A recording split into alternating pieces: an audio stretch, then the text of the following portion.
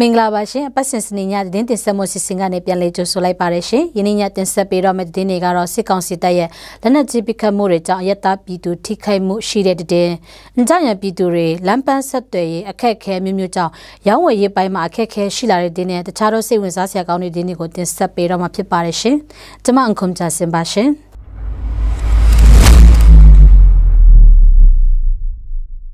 ရှမ်းပြည်နယ်မြောက်ပိုင်းကုခိုင်မြို့မှာဒီဇင်ဘာလ10ရက်နေ့ကကုခိုင်တာယာကုန်းကစစ်ကောင်စီတပ်တွေကျေးရွာတွေဘက်ကိုလက်နက်ကြီးပစ်ခတ်တာကြောင့်ပြည်သူ2ဦးထိခိုက်ဒဏ်ရာရပြီးနေအိမ်တချို့ပျက်စီးသွားတယ်လို့သိရပါတယ်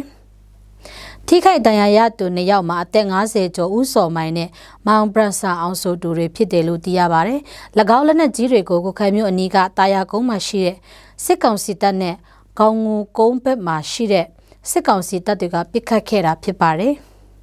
စစ်ကောင်စီတပ်တွေဟာရှမ်းပြည်မြောက်ပိုင်းဒေသကိုလေကြောင်းနဲ့နေ့တိုင်းဆိုသလိုပစ်ခတ်နေပြီးအပြစ်မဲ့ပြည်သူတွေကိုထိခိုက်ဒေဆုံးမှုတွေနဲ့နေအိမ်အဆောက်အဦထိခိုက်ပျက်စီးတာတွေအများပြားရှိနေတယ်လို့သိရပါတယ်။တာမွန်ငယ်နံဖက်ကာနဲ့ဂျေလန်ကျေးရွာတွေမှာလေရင်ဘုံကျရောက်ပောက်ကွဲတာကြောင့်ဒေသခံဒေဆုံးမှုတွေနေအိမ်ပျက်စီးမှုတွေရှိခဲ့ပါတယ်။ကုခိုင်ကျေးရွာကလူကြီးတွေအနေနဲ့စစ်ရေးအခြေအနေကြောင့်တင်းရှောင်တင်တာတင်းရှောင်ဖို့နဲ့ပြင်ဆင်တင်တာတွေပြင်ဆင်ကြဖို့နိုးစော်တာတွေရှိနေပေမဲ့စစ်ကောင်စီတပ်တွေကတော့ထွက်ပြေးသွားမဲ့ပြည်သူတွေရဲ့နေအိမ်တွေကိုမိရှို့ပစ်မယ်လို့ချင်းချောက်နေတယ်လို့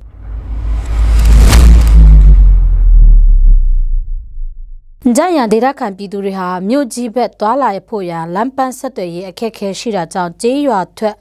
ပြောင်းဖူးနားနဲ့ရာဒီပေါ်အတီးနှံမျိုးမျိုးရောင်းချဖို့ရအခက်ခဲရှိနေတယ်လို့ရွာခံတွေကပြောပါတယ်။မြို့ကြီးများနဲ့ဝေးကွာတော့အင်ဂျန်ရန်ကျေးရွာမှာပြည်သူတွေဟာတောင်ရခင်းနဲ့ပြောင်းဖူးနန်းနဲ့အခြားရာဒီပေါ်တီးနှံမျိုးမျိုးကိုသာအတိကစိုက်ပျိုးကြတာဖြစ်ပါတယ်။တွာလာရေးပိုင်းမှာအခက်ခဲရှိနေုံမကလက်စစ်မီးနဲ့ဖုန်းလိုင်းအင်တာနက်လိုင်းမရတာကြောင့်ဆက်သွယ်ရေးပိုင်းမှာလည်းအခက်ခဲရှိနေပါတယ်။ယခုချိန်မြို့အတွင်းလက်စစ်မီးကိုအချိန်ကန့်သက်ပြီးရနေပေမဲ့ကျေးရွာဘက်မှာတော့မရသေးဘူးလို့လည်းသိရပါတယ်ရှင်။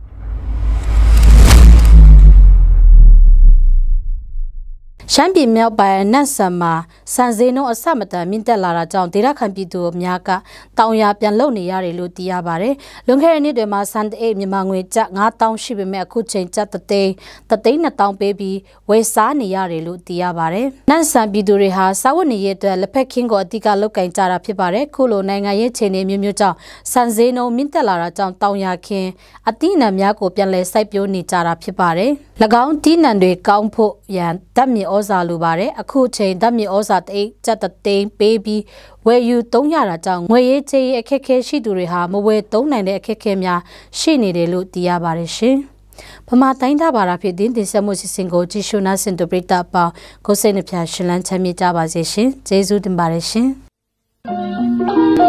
။